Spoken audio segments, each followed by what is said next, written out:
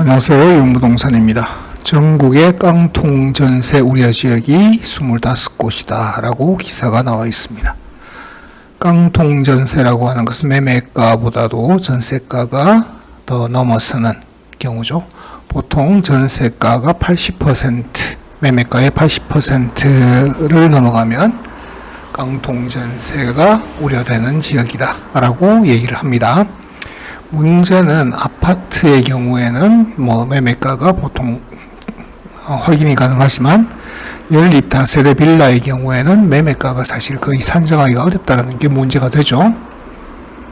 자, 어떤 지역들이 있는지 한번 보겠습니다. 연립 다세대 전세가율 80% 이상인 곳이 25곳, 대전 대덕구는 131%랍니다. 1억짜리라면 전세가 1억 3,100만원이라는 얘기가 되겠죠. 전세가가 매매가보다 더 비싼, 실제로 오피스텔 소형 같은 경우에 이런 경우가 많이 있습니다.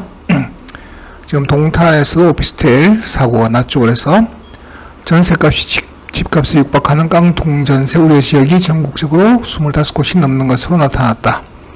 전세 사기에 따른 임차인 피해가 전국적으로 확산되는 것이 아니냐는 우려가 나온다. 21일 한국부동산원이 공개한 임대차 사이렌 정보에 따르면 올해 1월에서 3월 전국 시군구에서 연립 다세대 전세가율이 80%를 넘는 곳은 총 25곳으로 집계가 되었다.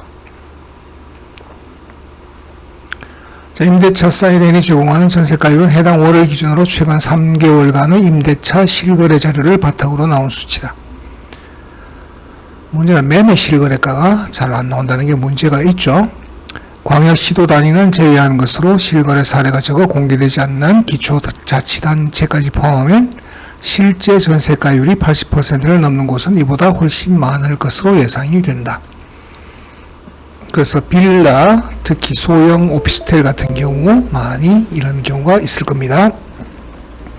실거래가를 바탕으로 한 전세가율이 80%를 넘으면 전세값이 매매 가격에 육박해 집주인이 집을 팔아도 세입자에게 보증금을 돌려주지 못하는 깡통 전세 위험이 커진다.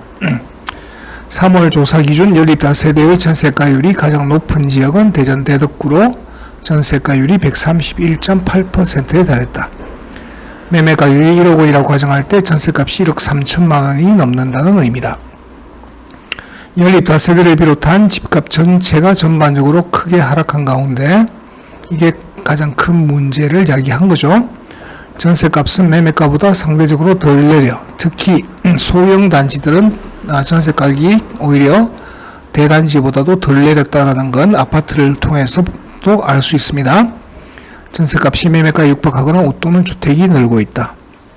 대전시 중구 전세가율은 85.8%를 기록하는 등 대전시 전체 연립 다세대 평균 전세가율은 100.7%에 달했다. 그러니까 대전시의 연립 다세대 빌라 같은 경우는 거의 깡통에 가깝다라고 보시면 된다는 얘기가 되겠죠.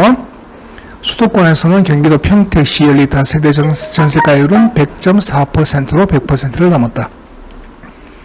평택 삼성전자 반도체 공장 일대를 중심으로 대기업 직원들의 임차 수요가 뒷받침되며 전세값이 비교적 높게 형성된 것이다. 그러니까 직원들이 이제 숙소 전세를 구하다 보니까 이런 현상이 생기겠죠. 대기업 생산 시설이 있는 전남 광양 90.4%, 충남 당진 83.6% 등도 전세가율이 높았고, 최근 반도체 국가산업단지 후보로 선정된 경기 용인 처인구 역시 전세가율이 88.1%를 기록했답니다. 경기 수원 팔달구 95.1, 파주시 94.5도 전세가율이 90%를 넘었습니다. 인천 미추홀구는 지난 2월 조사에서 전세가율이 96.9%, 사고가 날만한 전세가율이죠. 서울은 영등포구 86.3, 도봉구 85.2, 강북구 84.9, 구로구 84, 9개 구의 전세가율이 80%를 넘어 깡통 전세 위험군으로 분류가 되었다라고 합니다.